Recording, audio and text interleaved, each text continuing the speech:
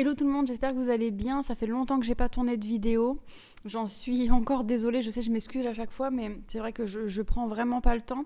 Mais là, je tenais à faire cette vidéo parce que bien évidemment, je suis toujours la crypto en arrière-plan. Je regarde un peu d'influenceurs sur YouTube, etc. Et en fait, ça m'agace d'entendre des personnes sur des chaînes YouTube ou autres ailleurs qui vont parler tout de suite de dump ou de pump ou de mouvement fort à chaque fois qu'on a une bougie qui se met en retournement à chaque fois sur le Bitcoin. Là, quand on a eu cette bougie-là, on s'est dit ah ça y est, ça pump, on est parti. Quand on est venu ici, ah ça y est, ça dump. En fait, ça m'agace un petit peu tout ça. Et j'aimerais juste faire cette vidéo pour remettre un peu de calme en fait dans toutes ces analyses, etc. Parce qu'en fait, l'analyse technique, elle est juste là pour dire des choses de manière assez simple finalement quand on a compris et quand on est formé. Et on ne devrait pas être dans cette émotion en réalité avec cette analyse technique. Et j'ai l'impression, peut-être que c'est mon ressenti, peut-être qu'il est erroné, mais en tout cas j'ai l'impression qu'à chaque fois on a comme si on avait des mouvements de foule, ce qui en plus ne traduit pas du tout l'état du marché actuel, on le verra avec l'order flow tout à l'heure. Et donc, ça me tenait là pour le coup à cœur de faire la vidéo et juste de remettre un peu de calme et de dire où est-ce qu'on en est sur le Bitcoin et sur les cryptos et qu'est-ce que nous dit l'analyse technique. Donc, ce que je vous propose, c'est qu'on commence dès maintenant. Alors, sur le Bitcoin, là, vous allez voir, j'ai mis 0 indicateur, on est en daily. Effectivement, ici, on a eu une petite... Alors, je n'ai même pas envie de dire une phase baissière, parce que c'est pas une phase baissière en réalité. On est juste rentré dans un range. Alors, il est vrai, oui, nous avons formé un M ici, d'accord? Ça, c'est tout à fait vrai. Et il est vrai que si on trace le Fibo de ce M, alors je ne prends pas les mèches, mais si vous voulez prendre les mèches, vous pouvez, et bien effectivement, on a des objectifs au 21 980 et au 21 320. Pour l'instant, ces objectifs-là, ils ne font pas spécialement peur par rapport à ce niveau ici. Hop, non, j'ai pas pris le bon outil, voilà, par rapport à ce niveau ici qui est donc un peu le support sur lequel est revenu rebondir. Et si on regarde là un petit peu dans le passé, vous voyez ce support, il a été une résistance ici, alors ici aussi, même si c'est pas tout à fait à 100$ près le même niveau, mais c'est un niveau technique qui est important, un niveau de prix qui est important. Pour l'instant, tant qu'on ne break pas ce niveau-là, on n'a pas à s'affoler en fait. Il est évident qu'on va pas avoir un marché qui fait que ça. Ça peut arriver, ça va arriver quand il y aura un vrai bull run, mais pour l'instant, on n'y est pas. Et pour l'instant, on n'est pas parti pour refaire un ATH. Voilà. Et en fait, parler de dump maintenant, excusez-moi, c'est un peu tôt. Voilà, c'est un peu tôt. Alors peut-être que c'est que des titres... parfois un peu pour vous attirer, j'en sais rien. Mais en tout cas, remettons un peu de calme là-dedans. Et quand on met Ishimoku, vous savez que j'aime bien Ishimoku, et peut-être que vous aussi, je ne sais pas. Mais en tout cas, quand on met Ishimoku, on est toujours au-dessus du nuage. Oui, il est vrai, on a breaké Kijun et Tenkan ici. On est clairement en fait rentré dans un range, voilà, potentiellement, avec le support ici, la résistance ici, si on prend les mèches ou les corps de bougie ici, ça c'est vous qui voyez. Et là, potentiellement, on est un petit peu rentré dans le nuage. Voilà. Rentrer dans le nuage, ça veut juste dire que c'est une période où on est dans de l'indécision. Voilà. Ça veut pas dire, ça y est, c'est une période de retournement. Pour l'instant, on est encore au-dessus. Là, on a 2-3 journées. Bon, ça a été le week-end où il ne s'est pas passé grand chose. Mais encore une fois, tant qu'on ne break pas ce niveau-là, il n'y a pas à avoir peur en réalité. Et j'ai envie de vous dire, même si on vient breaker ce niveau-là, ça, c'est pas un M. C'est toujours pas un M. Donc, même ça, personnellement, ça me ferait pas peur. Alors, ça m'encouragerait pas, ce serait pas bon signe, je vais pas mentir. Mais ce serait pas non plus une grande catastrophe. On sait qu'on a amassé des vendeurs depuis un certain temps, depuis le 24 février, donc c'est quoi, 2 semaines, même un peu plus. On sait qu'on a amassé des vendeurs, rien d'exceptionnel, on a eu un petit amassé des vendeurs ici, on a eu un petit amassé des vendeurs ici, et pourtant c'est reparti. Donc oui, là, la force, elle s'est calmée, la force acheteuse s'est calmée. Maintenant, on est en daily. Si vous voulez voir des unités, si jamais vous êtes investisseur, que vous regardez en weekly, bon, bah, quand vous regardez la charte en weekly, concrètement, il n'y a rien, mais alors vraiment rien d'alarmant. On peut encore potentiellement refaire un W. Je dis pas que c'est ce qui va arriver, j'en sais rien. J'ai pas de boule de cristal, je lis pas l'avenir.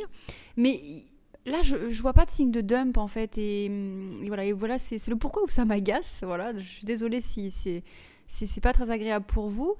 On peut... ah non, je voulais remettre Ishimoku. Voilà, on peut remettre Ishimoku pour l'instant. On est repassé au-dessus de cette Kijun.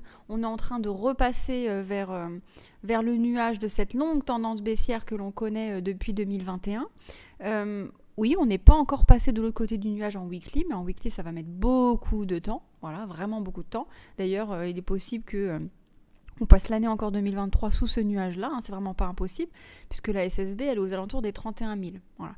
Donc, c'est vraiment pas impossible, mais pour l'instant, il y a vraiment rien d'alarmant sur les charts actuellement.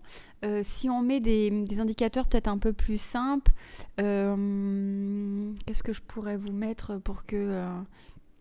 Bon, les bandes de Bollinger, mais en weekly, c'est un peu particulier. Bon, on est remonté. Il y a les bandes de Bollinger qui sont simples. Vous avez tout ce qui est moyenne mobile. Alors, moi, je ne suis pas fan des moyennes mobiles, mais avec le biais institutionnel, ça marche quand même plutôt bien. On ne va pas se mentir. Hop, je vais juste revirer ce background-là, parce que c'est horrible. Voilà, quand on a sur un biais institutionnel, en weekly, un cross à la hausse, concrètement, là, il n'y a pas de mauvaises nouvelles, voilà. Je sais pas comment vous le dire autrement. Et c'est l'analyse technique qui me dit, c'est pas moi avec ma boule de cristal, c'est juste que là, d'un point de vue analyse technique, il n'y a rien qui pose problème, quoi. Vous voyez ce que je veux dire? Donc ça, c'est une première chose. Quand on va regarder l'order flow, autre chose, donc là, je me suis mis en daily, attention, par d'habitude où je suis en 4 heures ou en horaire. Je suis restée sur un daily pour qu'on ait la même charte. Je vois pas un open interest qui a flambé. Pour l'instant, on n'a pas du tout les fortes émotions, les forts mouvements que l'on peut voir des fois à travers certains influenceurs où c'est pump, dump, ça y est, c'est parti, ça monte, c'est fini. On n'a pas ça du tout. On a plutôt un marché qui est calme, en fait, qui attend, qui est presque déprimé peut-être dans des phases de capitulation, hein. Si vous avez suivi notre formation en ligne ou que vous êtes formé par vous-même, hein, vous connaissez les phases de psychologie du marché. Pas de pic de liquidation en particulier, enfin vraiment c'est calme et je pense qu'il n'y a vraiment pas raison de s'alarmer. Quand on regarde la macro, on a un SPX qui est reparti légèrement à la hausse aujourd'hui. C'est pas une super bougie pour l'instant, mais on n'est pas revenu chercher plus loin. Pour l'instant, on reprend là ce fameux W là que l'on avait mis, on refait un petit test, bon, rien d'exceptionnel. Et côté dollar, rien d'exceptionnel non plus, j'ai envie de vous dire. Le dollar stagne un peu, on est sur une journée baissière, mais bon, c'est pas franchement. Le MACD est clairement en train de diminuer côté acheteur, donc potentiellement on peut retomber côté vendeur. Donc pour l'instant, on a de bons éléments pour que nos cryptos, elles montent. Voilà. Je dis pas que ça va arriver, je n'en sais absolument rien.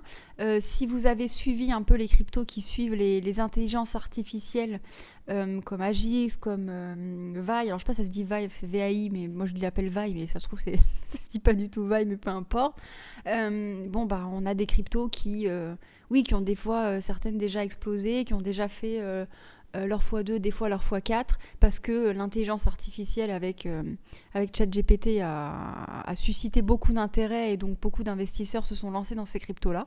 D'ailleurs, que ce soit des bons projets ou pas des bons projets, en général, le secteur intelligence artificielle, que ce soit dans les cryptos ou même dans les actions, ont quand même... ça a quand même été au vert, disons. Donc voilà.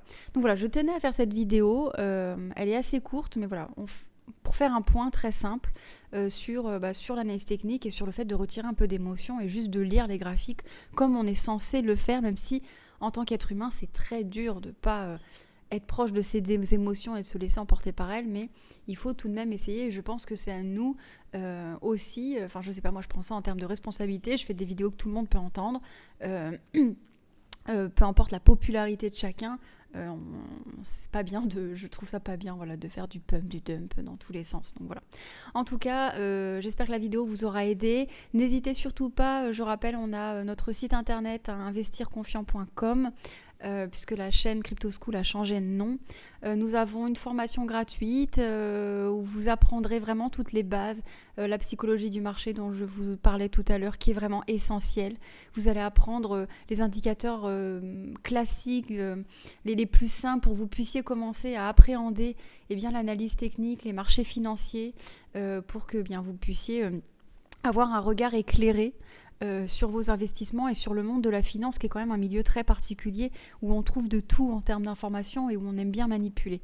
Donc je l'ai toujours dit, rien de mieux que d'être formé, rien de mieux que de pouvoir se faire ses propres opinions, même si on se trompe, même si l'idée c'est pas d'avoir raison, mais c'est de pouvoir faire les choses par soi-même et de pas être déçu de ses choix et de ses décisions. Voilà. Donc n'hésitez pas à faire un tour sur le site.